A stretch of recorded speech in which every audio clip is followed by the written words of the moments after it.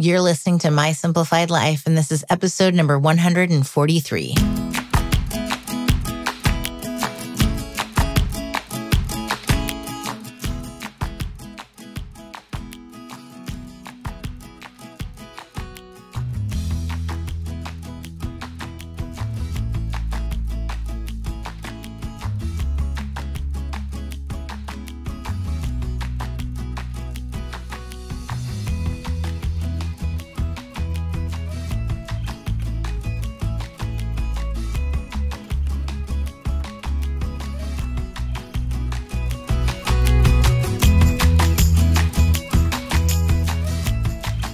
Hi, friends. Welcome to another episode. I'm your host, Michelle Glogovac, and today is part 2 of my experience on Necker Island, and as I shared it with Crista Grasso.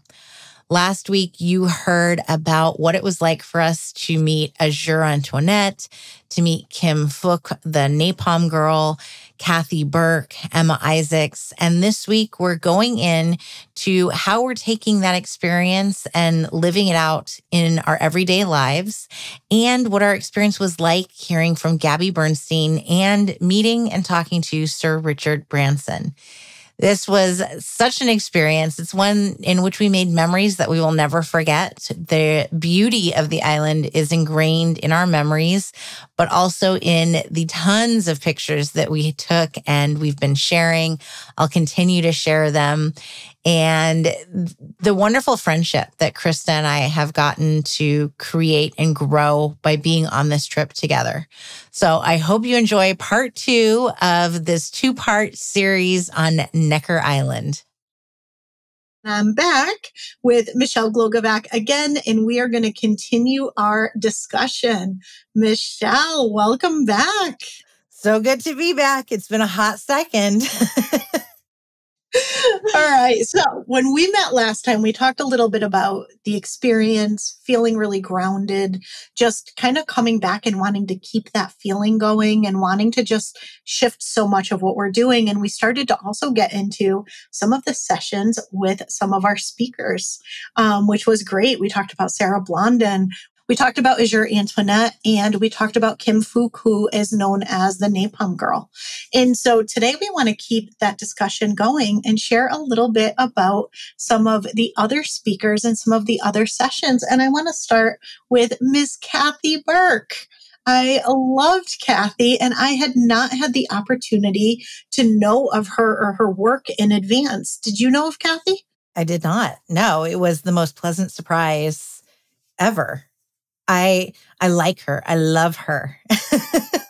She's a former CEO of Hunger Project Australia, and she was our facilitator. And she also helped us wrap things up and figure out how we were going to take this whole experience at home and to make the most out of it.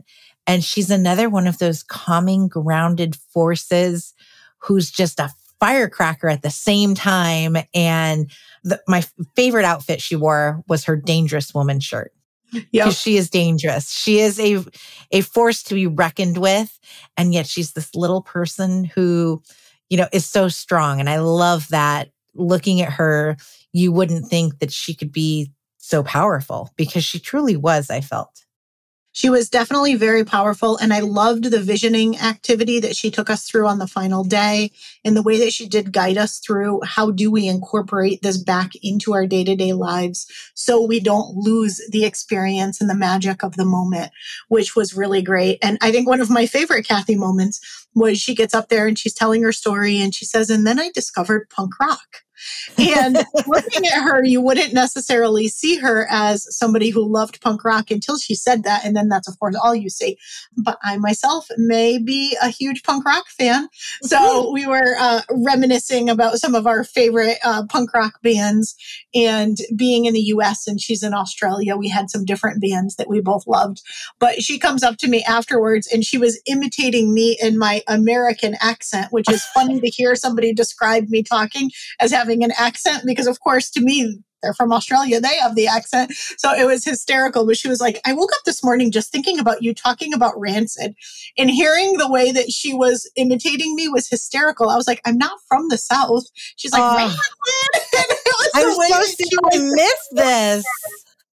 It was hysterical. But yes, so we both have a love of all things punk rock, and we will probably stay connected over our love of music that people would probably never expect either one of us listening to. Oh, I love it.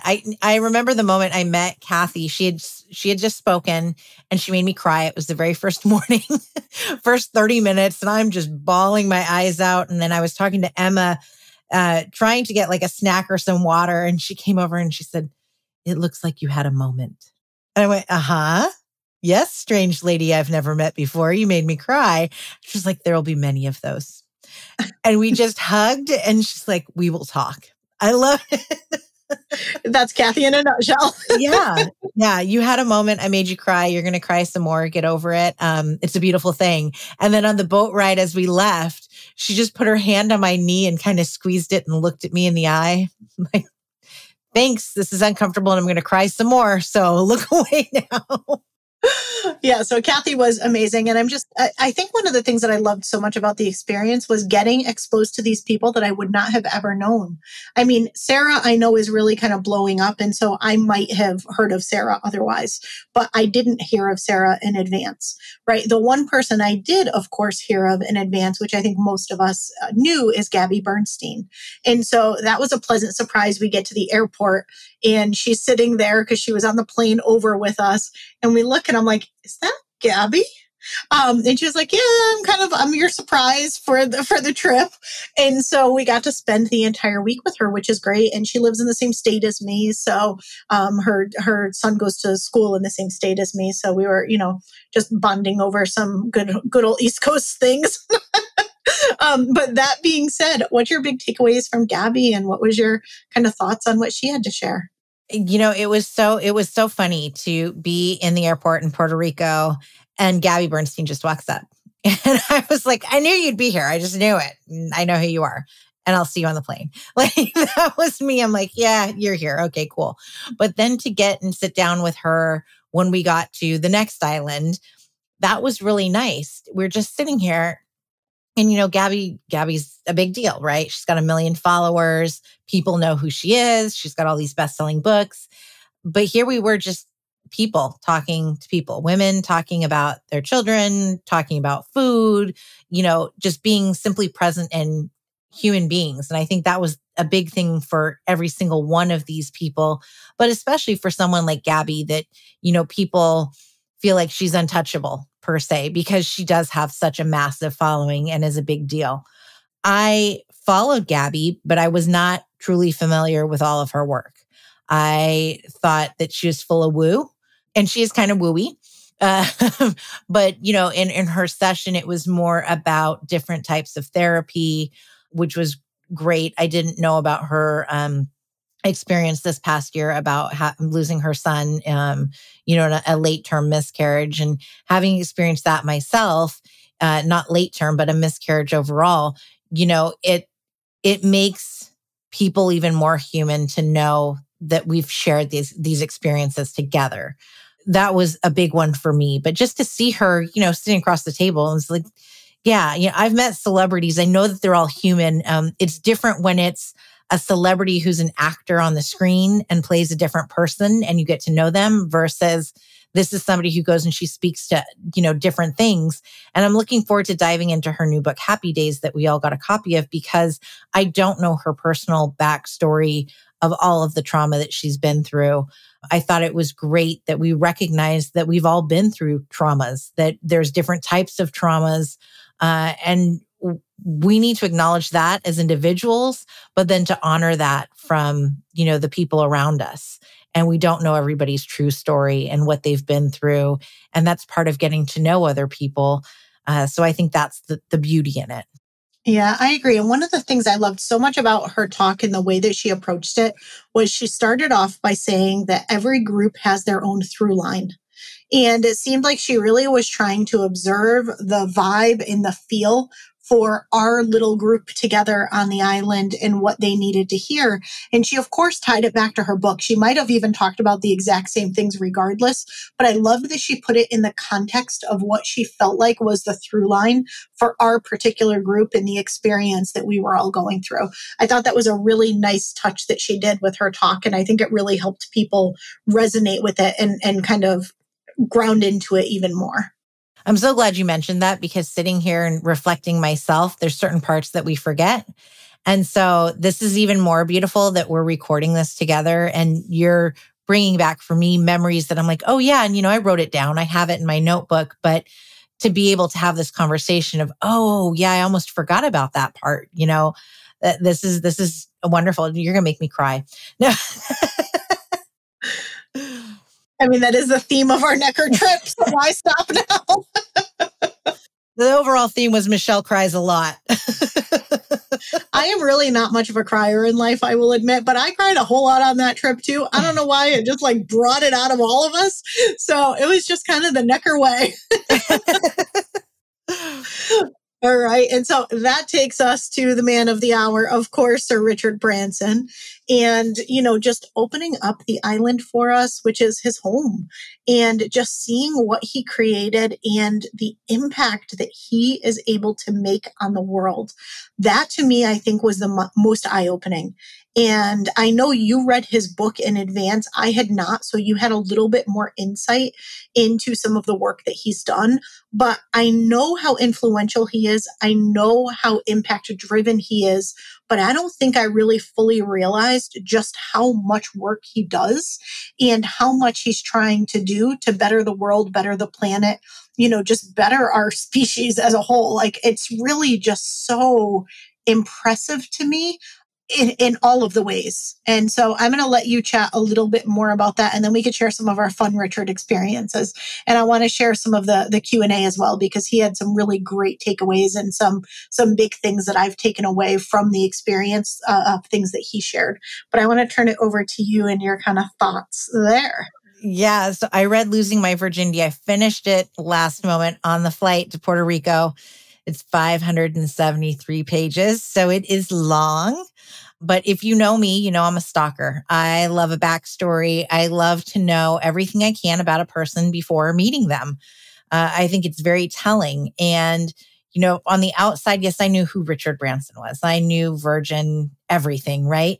But to read his entire story and how it all started, to understand that he really never intended to be a multi-billionaire. He, it's never been about the money. It's always been about what else can I do to make things better. And that started when he was a teenager. So to see that, to read that, and to know that, go into this experience knowing this was incredible. And I got to sit down next to him and have dinner for 2 hours, which, pinched me. I was just hoping to meet the guy. I didn't know I was going to have dinner with him, But to see that a nonprofit that he started when he was maybe 20 years old is now what Virgin Unite is today. Mm-hmm. And that's absolutely incredible that he started something, kept with it. And, his whole, when it comes to business, it was always take the money that you've earned and reinvest it. And, diversify. Don't make it all into one single industry, because if one industry goes belly up, then you're screwed. But if you've got it in all of these different industries, then the profits can help each other. And that's how his philosophy for business has been, which is incredible and totally opposite of what I think anyone else says, niche down, focus on one. He's like, no, we're going to do it all. So that was incredible. But to get to, and I did tell him, as I had said in the previous episode of, you're now my friend. I said, I read your book. I know everything. We are now friends. So he accepted that. I appreciate it. One of my favorite Richard moments was that night that we were having dinner with him. And he was talking to you about your book. He had said everyone should write a book, and you were sharing that you are writing a book. And he had shared the title, his recommended title for the book of Keep It Simple, Stupid. But what I really loved was what he shared about simplicity, which is what I'm all about. It's clearly what you're all about. It's the name of your podcast, right? My Simplified Life. For those probably be the name of the book at this point. Exactly. If you don't already listen to Michelle's podcast, you definitely should. But that being said, it was the fact that he shared, make things as simple as possible. When you're trying to get a message out there, make it as simple as possible. Keep things simple. He just hammered that home. And again, that's what I am all about. That's like my whole business model. So that to me was, he kind of started off the conversation there. And at that point, I was listening to every word he said. Not that I wouldn't have been anyway, but he was speaking my language right from the beginning. Yeah. And then that started with me telling him, I've read your book. And so I know everything there is. And he goes, when are you going to start yours? And I said, I already did. And that's how we got to start talking about what it was about. And he goes, well, you got to call it Keep It Simple, Stupid. You have to be simple and it has to be catchy. And so somewhere in the book, that will be, that memory will be shared for all to read. And I will send him a copy when it comes out. Absolutely. And so I want to share my three. I kind of broke this down. I was thinking about this before we started chatting today about what my three biggest Richard takeaways are. And it's really hard to boil it down to three. So I'm super curious to hear what yours are. But I think one of the things that I just appreciated so much that he shared was all of his failures, right? We know the businesses he has today. Some of us may remember some of his prior businesses. There's probably many, many more that certainly there were many I never heard of before. And there's probably many that many people haven't heard of. Yet when you look at him, he's arguably one of the most successful entrepreneurs in the world. And it's because he just keeps on going and keeps on going and keeps on going and keeps on going. And one of the things that I really loved that he shared was he was saying that, whenever he has a challenge or whenever he's faced with something, he will do absolutely every single thing he can to make it successful. But if it's not successful, he accepts it and moves on. He knows he did everything he could and he's not going to dwell in it. He just accepts it and moves on. He doesn't let it get him down. He doesn't let it, ruin his optimism. I did what I could. There was nothing more I could do. And he moves on to something different. And I think quite often we get stuck in the spin and the churn and the woulda, coulda, shoulda, and if only. And it just seems like he has no time for that. He's moving on to that next brilliant idea because he has many of them. And so I really liked the fact that failure has definitely never defined him. It just is just one stepping stone along the way. And he just keeps on going and keeps on, doing brilliant things. So that was one. I really loved how everything is so on brand, even though he has a lot of different businesses. He has some that he does that are for profit. He has some that he does that are more philanthropic. And yet everything, the branding is still very consistent. He showed that fun video of the kids being all Virgin upset. Voyages. Yeah, for Virgin Voyages, right? Hysterical, super on brand. Just from the beginning of, his journey until today, I still feel like things are really consistent and that branding is really important. And it goes back to what you were sharing that he said too, make it catchy, right? Make it simple, make it catchy. And I even think the sand was red. Yeah. There were parts of the sand that felt like it was branded, and that was just nature. But seriously, everything's super consistent. And then I think my biggest overall takeaway, the thing that I'm taking away most from this entire experience was the impact that you're able to make when you're able to generate true wealth. Mm-hmm. And I think so often we think when we look at our business that we can either make an impact or we can be wealthy or generate wealth. It's a either or. I see so many people being like, yeah, well, I'm really impact driven, so it's not about the money. And then there's other people that are very much like, well, I want to hit 7 figures and 8 figures. And it becomes almost like this ego driven charge to try to hit the next milestone. And what I love about him is that he there's probably no stopping the amount of wealth that he's going to generate in this lifetime. He has certainly generated more than many of us will ever see. But to him, it's just simply his vehicle to be able to make an impact and to give back and to be able to influence positive change. And that is my overall biggest takeaway is how can I make a difference? How can I take those things that I'm so deeply passionate about and that I care so much about? And how can I get that out into the world in a big way? And how can I leverage the success in my businesses and in the things that I'm doing to be the fuel that kind of propels that forward? And that to me was one of just the most beautiful things. And I had known a lot of that about him going in, but I just got to see it on a much deeper level throughout that experience. So those were kind of my big Richard takeaways. Again, it was hard to boil it down to 3, but those were the 3 I got. What about you? Well, and 2 things on the impact. There's a part in his book where he says he realized one day that he could pick up the phone. He could call Tony Blair. He could call Bill Clinton. He could call Gaddafi. He could call anyone he wanted and they would answer the phone. And that was the moment he knew he could change the world because everyone would take his phone call. And it was that simple. The other thing was that whenever he has gone to make an impact, it has not been self-fulfilling. It has not been, look at me, look at what I can do. It's been him looking at the resources he has available to himself and how he can use them to do better. How he has a Boeing 7, I think it was a 747, and needed to get people out of Baghdad. And he went, okay, we'll just take this one out of service and we'll go fly, put in, medical supplies, and then we'll take out the women and the ill. And British Airways was like, oh, how dare you do that for the publicity? He didn't do it for the publicity. He didn't do it for show.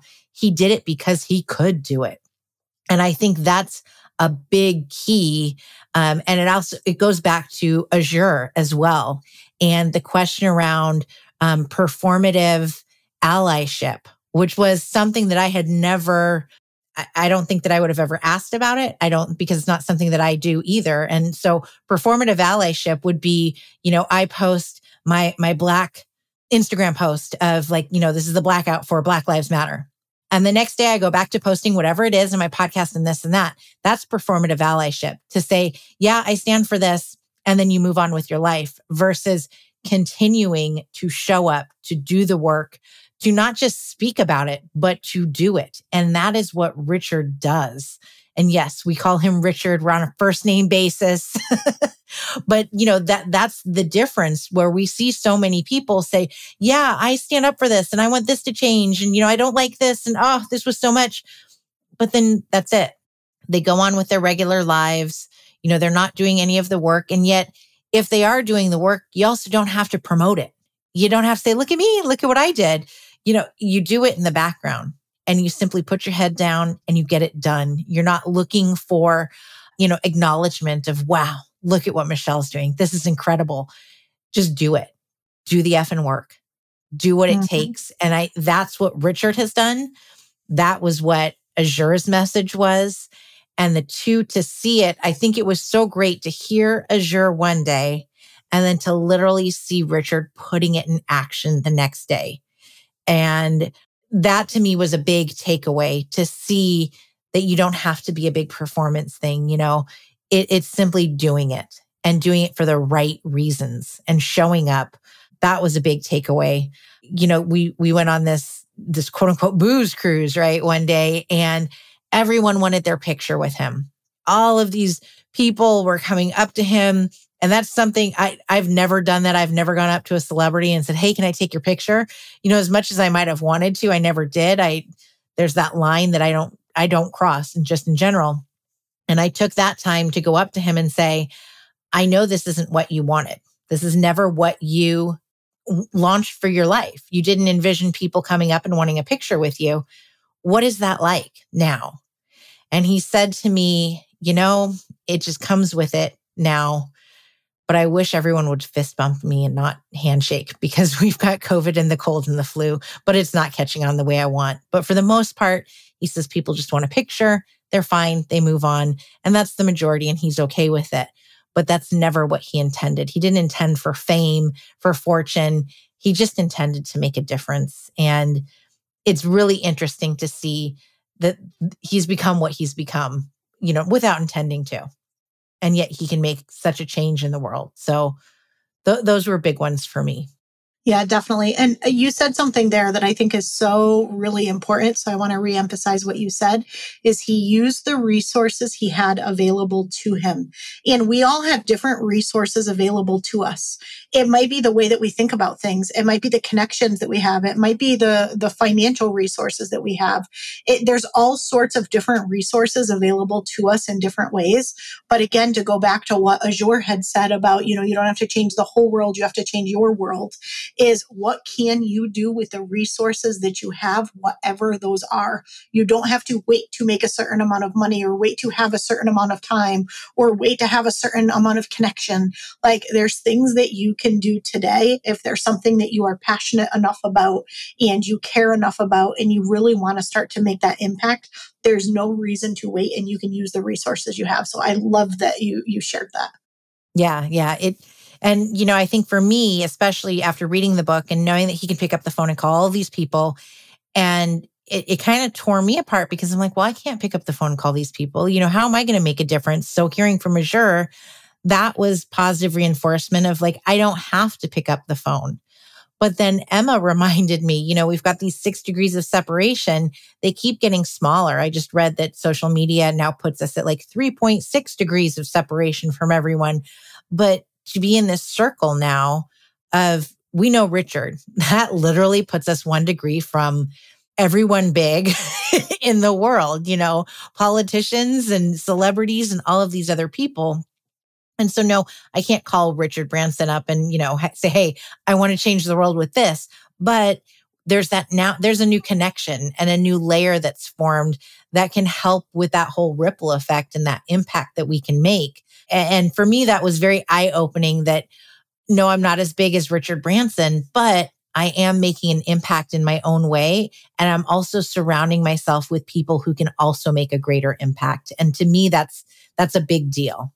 Absolutely. And I don't want to round out this podcast series without giving a huge shout out to Emma in the Business Chicks and the amazing group that made our experience possible.